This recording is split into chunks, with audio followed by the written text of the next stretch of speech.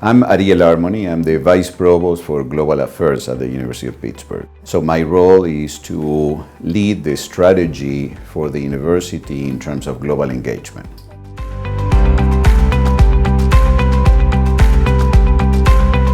We are coming here with the Chancellor of the University and a delegation from the University of Pittsburgh to explore deepening the collaborations that we have in India. We are very excited about this possibility, and also we are very interested in expanding the recruitment of students from India to the University of Pittsburgh.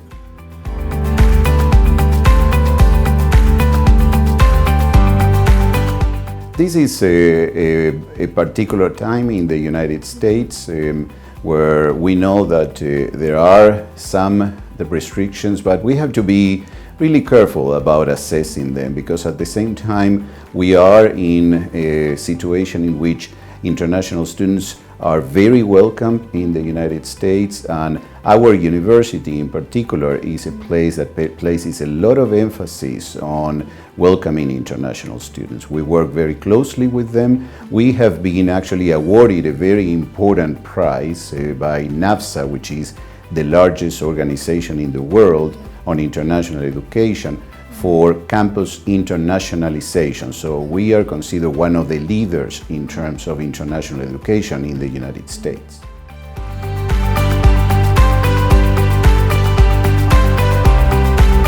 We have a very large operation, the Office of International Services, which is under my leadership, that focuses exclusively on handling the experience of international students. So we have a very extensive process of pre-orientation, orientation when the students come on campus, and then throughout their experience at the university, we work very closely with them. There are a number of groups that cater to international students, and so for us, the experience at the University of Pittsburgh is something very, very important.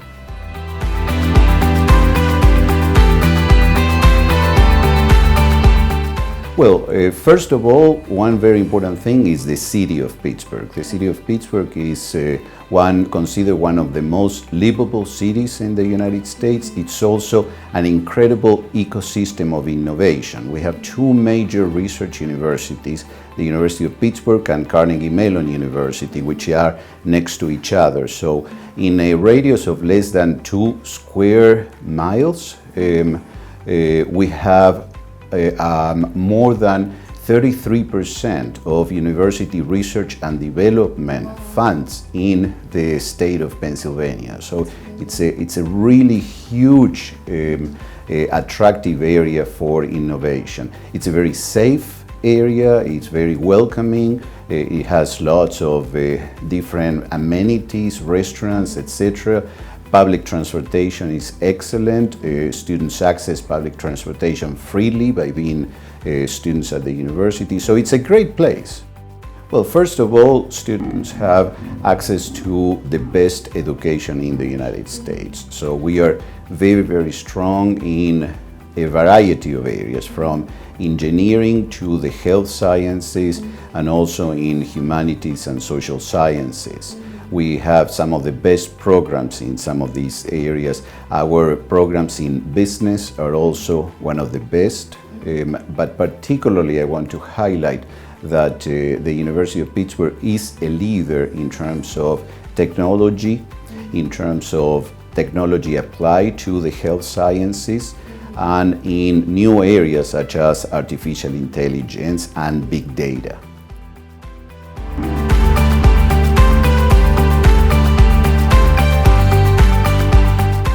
Well, we believe that now the education that students receive needs to be a comprehensive education. Students need to be educated and trained so that they can address what we call big challenges, global challenges. That is what companies want. And so we educate students who are not only experts in their particular fields, but who develop critical thinking, who develop a great deal of analytical skills, who can look at problems from different perspectives, who can work in groups, and who can adapt to different conditions. That's the kind of professional that we know that is going to be shaping the future.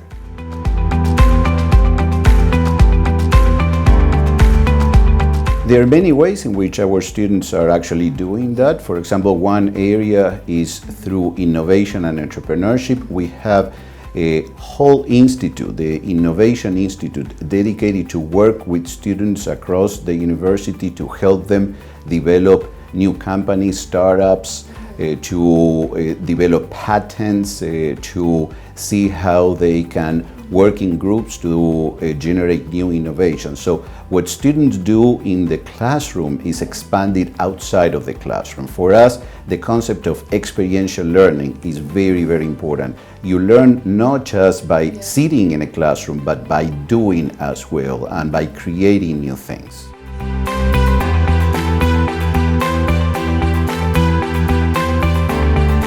So, for example, students intern with different companies around the world, so they participate in labs, for example, they work with multinational corporations, they work in groups to solve problems that are posed by businesses that need to address certain challenges. Our students also resolve issues that are geared to advance the common good. For example, one of our students developed one company which now serves more than 1 million people in Asia, addressing issues of hygiene and hygiene education by working with the tourist industry in terms of recycling, for example, soap, and generating opportunities so that we can fight disease through hygiene and really touching the lives of millions of people. That's one of the things that we are proud of, is that our students do these kinds of things, that we say that we want to make the world a better place through education. And so the secret is to combine the education that one receives from professors with these other activities and to help them how to nurture these possibilities and these new ventures. One thing that would be interesting for people as well is that here in India, in Missouri, in the Himalayas, we have a series of programs for students where, for example, they learn about environment, they learn about leadership, they engage in a series of activities working in the area to really develop those skills. And so there are different opportunities in which we take advantage of particular settings to develop skills that are then going to be very important for their professions. Our students really have experiences in so many places and different types of experiences that address all this variety of skills in very different settings. And so they may be in a Latin American country, in a European country. There are also opportunities to learn other languages. Well, we are one of the universities that offers training in a large number of languages as well.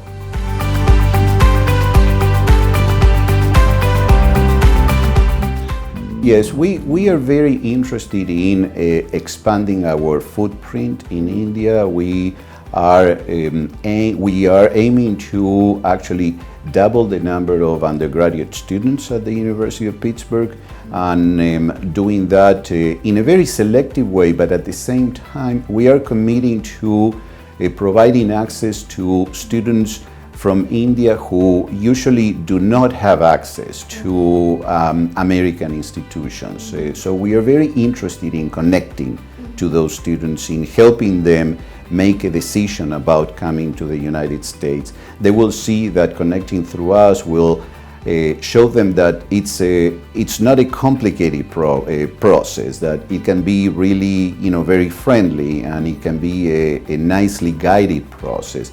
At the same time, though, we are offering a small number of scholarships. We started with a new program of international scholarships that are geared toward the very best students. So we are really interested in recruiting students, really good students from India, but again, not particularly only those who already have the means to connect to institutions abroad, but to open up to that new group of students who are seeking this kind of education in the United States. And one important thing is that beyond the financial aspect, the idea for these scholarships is really to provide a mark of prestige for the students. That is, this comes with a sign of prestige. So a student arrives at the university being part of a special group as well, and that opens up also a number of opportunities. We have the center that I lead, the University Center for International Studies, is a leader in international education as well, and the Asian Studies Center provides an array of funding for students to attend conferences, to engage in programs, etc. So the resources that are available for students at the University of Pittsburgh are really large, and they go beyond what they can get in terms of scholarships. But the array of programs that enhance one's education, that require financial support, that's something that we are very proud to offer.